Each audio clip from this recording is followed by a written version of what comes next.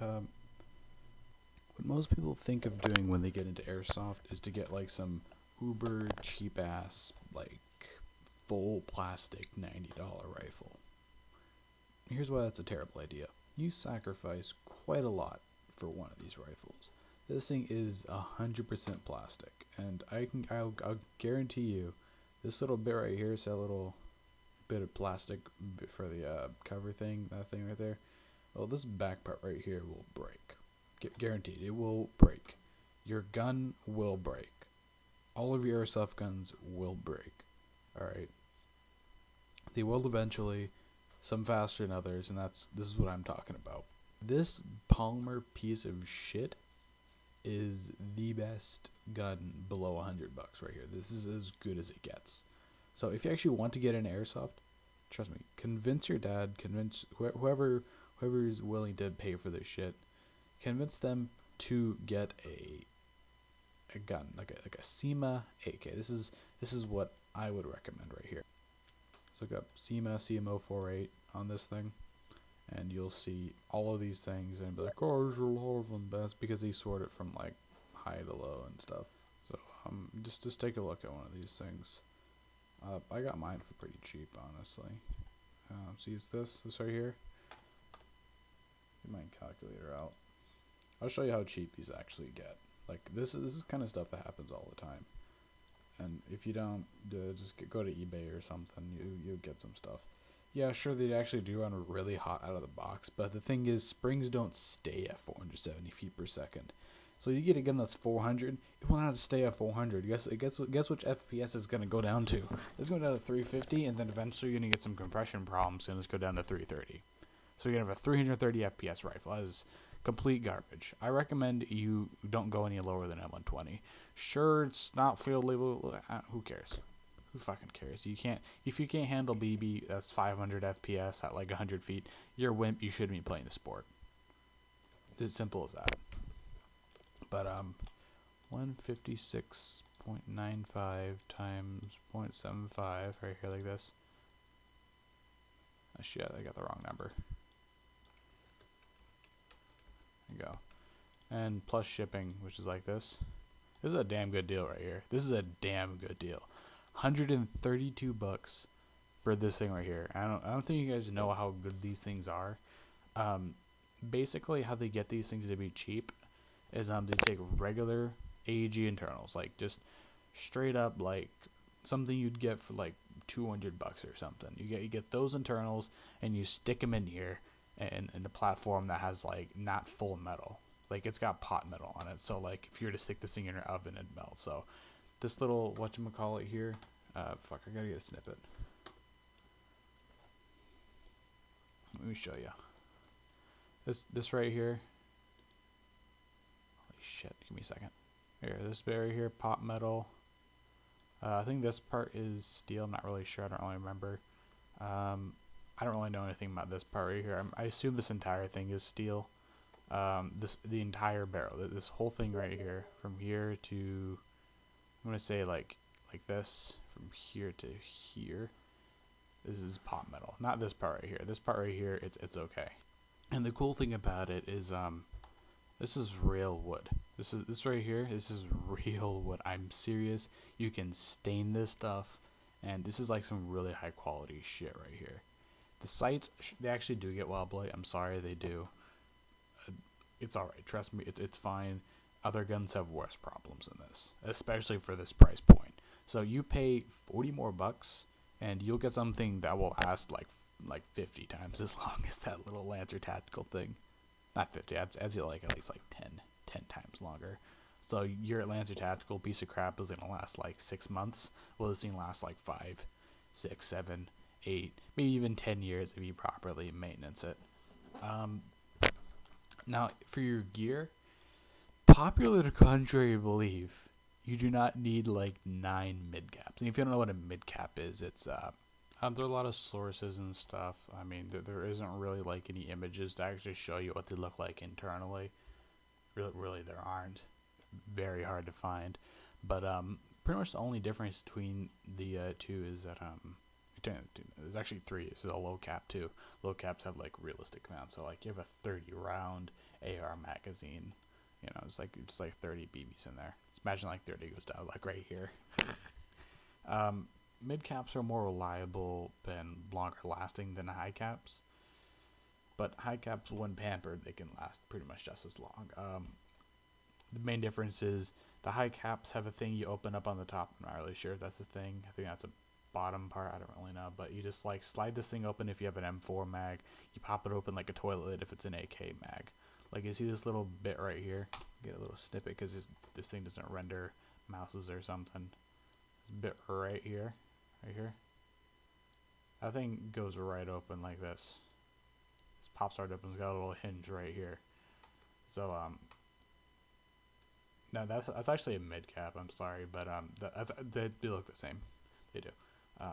This is the only difference is you have to load your mid caps with these things, and something I like about high caps is that they're easy to drain. If you leave anything that isn't like an M4 mag mid cap, like at least like most of them actually last like really long for some reason. You break any mag if you leave it overnight loaded, pretty much. Like most of them. I mean, sure, some will last, but I wouldn't recommend on anyone. It's like it's a hit or miss kind of thing. Like it's either going to break or it's not going to break. And to get to the main point, high caps hold more than mid caps, and you have to wind the wheel at the bottom to actually like get the thing to load. So sure, some mid caps are better than high caps. Some high caps are better than mid caps. Honestly, I'd really recommend getting a high cap. They're so much cheaper. They come stock in your gun already. And the thing is, with SEMA high caps, you don't need to do shit with them. I mean, sure, you got the this one right here. This is a metal one. I don't like them. I don't know why, but they like perform differently or something. Oh wait, no. SEMA doesn't matter actually. No, it's the same thing. Yeah, it was different brands. There's a thing called fucking Police Force. Terrible thing. Basically, winding wheel, wind it up, you shoot a bunch of shots, and you start dry firing, which is a bit louder. You can tell the difference. It depends on how much you wind it. You get like amount of shots, but there's a point where you should stop winding, or else your magazine's gonna, it's gonna break. Let's use M4 mags. I don't recommend using M4s at all. Because look at this price point. This does everything an M4 does, but better. You have open top sights on here, version 3 gearbox, so you can like throw this thing against like a brick wall. It'd be fine. Sure, the stock actually gets wobbly, but they got different ones. So if you're playing like in a different day or if you like want to go play in like 2018 or something, there's gonna be a completely different deal on these things. Sights get wobbly. They're adjustable. You put some Loctite on them if you figure out how to actually take them off. I don't know how. Weight isn't really an issue. If you can't really hold these things, you should work out more. I'm sorry. If you can't handle a 7.5 pound rifle, you have problems. I'm sorry. You just have problems. You have very serious health problems or something. You shouldn't be playing airsoft unless you're like 12 or something. And if you're 12, you should just be holding like your offhand or something, I guess. Hop-ups on these things are really good. By really good, I mean they're not bad. I don't mean not bad as in not bad. I mean not bad as in everything else is terrible and this is actually good. Alright, this is an AK hop-up right here. You pull this thing forward and it pushes this thing back because this thing has like a little slit on it. So you push this thing back. You know how this is going to work. That's what the thing bob goes down, the arm goes down, pushes down the nub on the thingamabob. That you can look up how that stuff works. M4 hop-ups, they got these things sometimes, is the wheel one. I just don't trust it at all. I don't like it. I'm sorry. I do not like it. The M4 hop-up. You can see why this isn't very good. When you have these things that are plastic, like the D-Boys stock hop-up, they break really fast. Either that or they just break sometimes. The thing with AK hop-ups is that they don't break at all. Like even when they're plastic, they just don't break. AKs come really cheap with a long barrel, so you get better accuracy. So this is a 455 millimeter in here, so you get really good accuracy with these things. Like you can get some pretty good shots with some pretty good BBs in here. Magazines hold more. There's like 3 brands you should be using, and not like some crazy confusion about stuff. Honestly, if you're getting a G&G combat machine, you're dumb. I mean, not like you're dumb. You're misinformed. Obviously, you don't know what you're doing, because they sell AKs for the same price, and they also sell not G&G, but there's another brand called E&L which sells AKs for the same price as G&G, but these things can be like run over by cars and stuff, and they're basically the best guns on the market. Now, Meister arms is even better for some reason. I don't really know why. I think they're like a better version of E&L, and they're pretty good. But this is just like a straight up starter gun. This is your budget gun. This is the gun you get. Now, if you're going to go about gear, you don't need to get a bunch of mid caps. Just get one high cap, run with that, and use some .28s.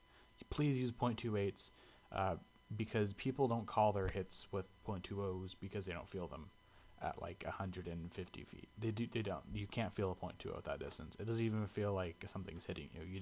You might even like see the BB, and then that's how you call your hit. But that's like how people call their hits with those kind of things. You don't. You might hear them, I guess, but it's not good. It's not good. You have a very limited range with .28s. You can actually shoot people outside of the range of your gun. You can shoot people out to like 230 feet if you actually lob those things right. I've gotten hits out to like 240 with my gun with all stock, just using G&G 2.8s.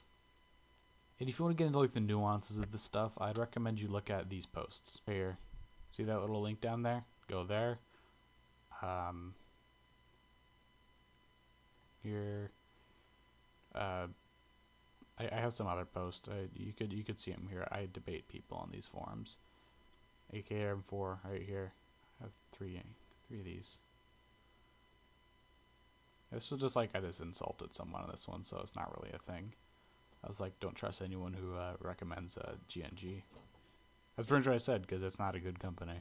They sell things for really high and stuff. Like, they're basically just SEMA, but they're selling it for twice as much. I'm sure their guns are good, but they're good because they're the SEMA quality for twice the price. I don't know, I got some other stuff, but if you want to get this link right here.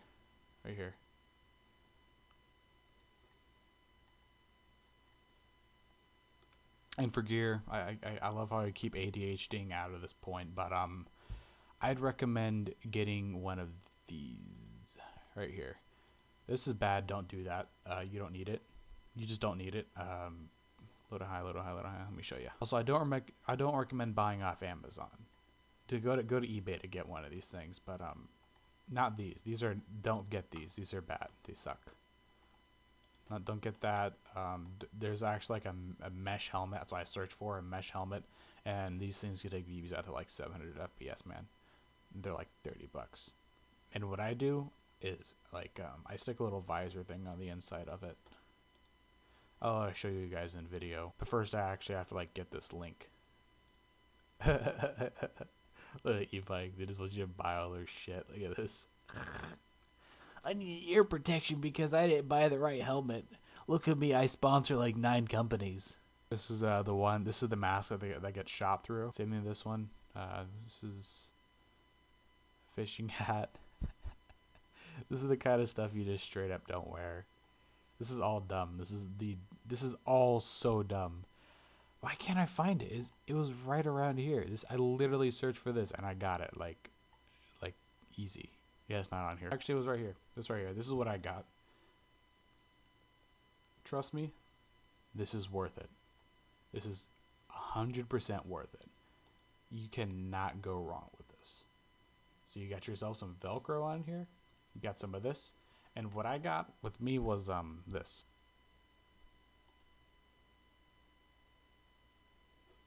I didn't get these actual goggles, but you see those lenses down here? You're supposed.